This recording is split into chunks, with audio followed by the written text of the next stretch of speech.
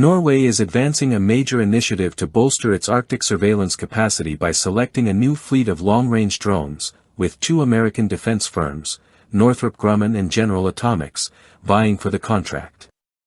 This move aligns with Oslo's strategic defense blueprint for 2025 to 2036 and reflects its broader pledge to enhance situational awareness in the high north through cutting-edge unmanned technologies. The Royal Norwegian Air Force, in coordination with the Ministry of Defense and Forsvarsmateriell, NDMA, is conducting a rigorous evaluation to determine which drone platform best fits operational needs.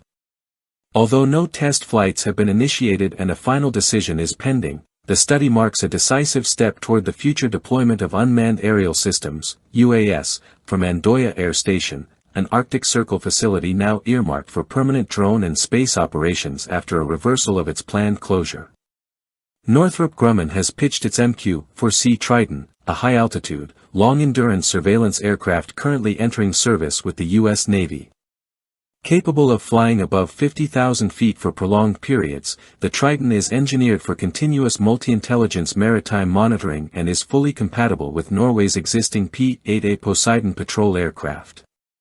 This compatibility is a central factor for Norwegian planners, given the country's large maritime territory and reliance on 5 Poseidons delivered since 2022.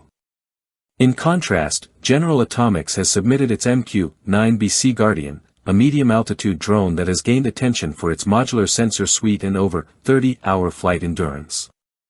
Designed for all-weather maritime surveillance, the SeaGuardian brings unique features to the table, including underwater detection via an onboard anti-submarine warfare (ASW) kit, a 360 degrees radar (AIS), and electronic warfare capabilities. The aircraft's ability to deploy sonobuoys and relay sensor data in real time via Link 16 is positioned as a key differentiator.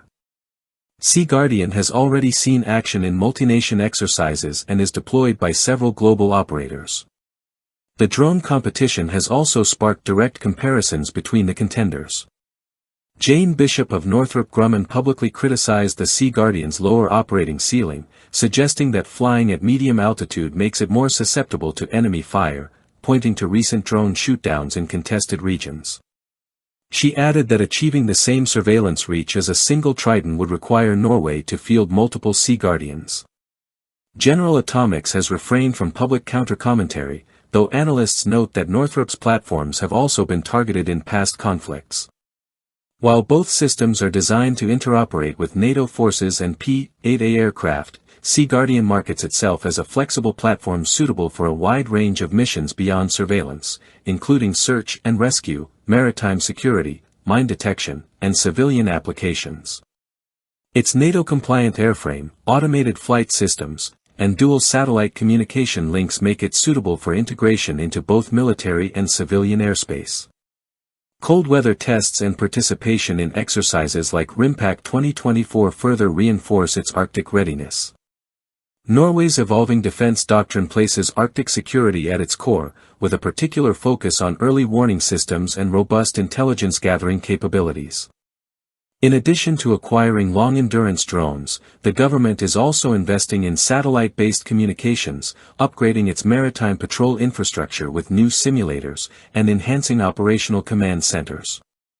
The upgraded Andøya Air Station is seen as a cornerstone in this long-term vision, hosting both surveillance drones and space-related activities.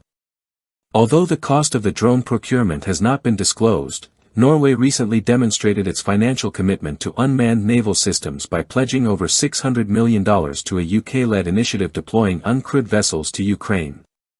This investment, anchored in Norwegian defense firm Kongsberg's technology, reflects Oslo's broader ambition to support allied innovation while securing its own national interests. The drone project is expected to follow a similar philosophy, prioritizing interoperability, mission versatility, and tight alignment with NATO strategies. Whether Norway opts for the high-altitude endurance of the Triton or the multi-mission flexibility of the SeaGuardian, the acquisition will mark a significant leap forward in Arctic defense capabilities. The decision will also signal Norway's evolving role as both a regional sentinel and a global contributor to allied maritime operations.